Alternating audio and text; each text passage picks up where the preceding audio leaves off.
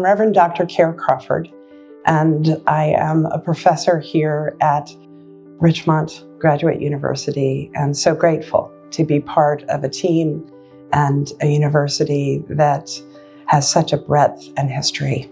I am really excited to talk about spiritual direction because it has changed my life, and I have the privilege to train other people, men and women on the journey who feel a call to this particular ministry, to a ministry of listening and presence.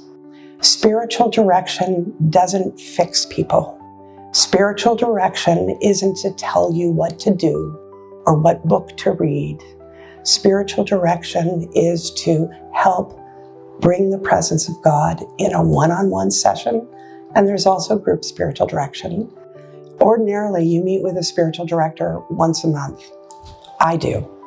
And in the training program, the certificate program at Richmont, which is a 5-semester program, we build on the skills and the important facets of what spiritual directors do. And then through a practicum, sit with them, supervise them, students, as they sit with people practicing spiritual direction. Not everyone has heard of spiritual direction. Some people are intrigued. Some people feel like, oh, isn't that a Catholic thing? Isn't that an old thing? Well, I want to tell you, after 36 years of serving as a pastor in a church, the place I saw people's journey with Jesus more affected and changed was in spiritual direction more than any other program. And we had some great programs. Spiritual direction is part of spiritual formation. If you can picture an umbrella, spiritual formation is the umbrella, and spiritual direction is one of the spokes that come underneath that umbrella. Our lives are being formed all the time. For us who are followers of Christ, we're being formed and shaped, influenced by many things. And so we go through understandings and experiences formationally. We take on a spiritual practice. We learn. A spiritual director accompanies the process, sometimes suggests a spiritual practice that might be valuable to take on. You can't do spiritual direction without spiritual formation. But spiritually formed people aren't all in the ministry of spiritual direction, if that makes sense. That ministry is a particular ministry, and people feel called and led to it, as well as to be trained to be leaders of it as spiritual directors. And for me, I came to the ministry of spiritual formation and direction having served as a minister in a church. And I, from all the marks of the church, had an experience where everything was going great and people's journey was going great. And at a point, I thought there must be something more. Because our church, and I think many churches, did a great job about teaching people to know Jesus in their heads. But they didn't teach well and train well how to be with a living Christ. And what spiritual formation invites us to is a with Jesus type of ministry. It's a way of going deeper in our journey. It is a form of discipleship, but it's a specialized way of becoming apprentices of Jesus. It's a way to look at what God is doing and not just think about it, but to live with it and to search through it and to go to a deeper place in one's spiritual journey. And spiritual direction is a part of the ministry of spiritual formation that some people are called to. And I'm going to talk about what that is. Spiritual direction is an old, ancient concept from the early church, from the early desert fathers and mothers, that has become more and more accessible and popular in the modern church because people need someone to journey with them. Spiritual direction is not counseling, it's not mentorship, It's not discipleship. And the term might make you think, oh, someone's going to direct me, tell me what to do. But a spiritual director is trained in this ministry to accompany people in a journey of faith, to help ask questions, to be with them prayerfully, to create a safe, confidential space where someone can talk about their life with God, their questions with God. Spiritual direction is for everyone or anyone.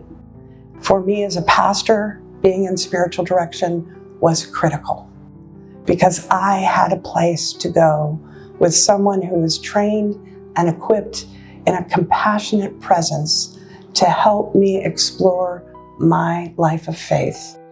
And through it, every time I was with my director, God showed up for me. What I learned in my own ministry and through my own experience, and as I sit with ministry leaders, whether pastors or working in parachurches, and therapists and counselors as well, they often are pouring themselves out for others. They're always in a giving mode. And spiritual direction is a place where they can come and in confidentiality receive and feel safe to process their own issues, their own concerns, their own stuff. When I sit with a pastor and tears come to his eyes, and he says to me, this is the only place where I can be vulnerable and real, I know this is a ministry that's valuable and important.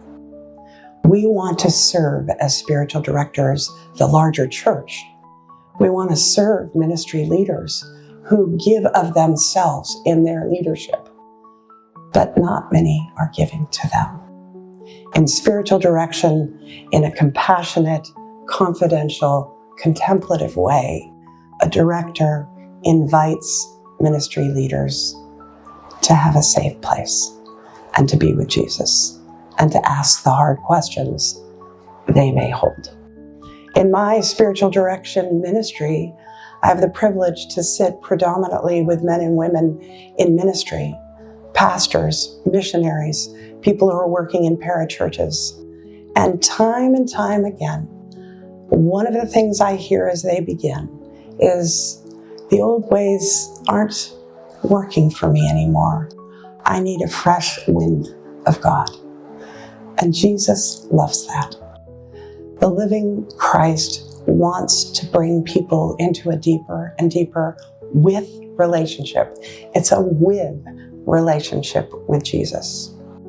And the real work of spiritual direction takes place in the in-between times, between appointments, when a directee goes and spends their month praying, processing, being with God. And it's a director's privilege then to hear what's been stirring or to grapple with them as they bring questions that they hold. In the certificate program, we build semester upon semester in a cohort learning where we really value the community that's built in this program for our learning together. And we look at various streams. We look at a historical stream and consider historical mentors that help us to know about spiritual formation and spiritual direction. We look at different dynamics and skills in listening, in attending to someone. We practice our listening with each other, and we do what I call depthing. We go deeper. We encourage and invite people to go deeper in their faith journey. Is spiritual direction for everyone? No. Some people aren't in the place in their faith journey where they're ready to look at the deeper part of their life. But for those who are, I can tell you, God shows up and changes a person. I've experienced that myself with my own director.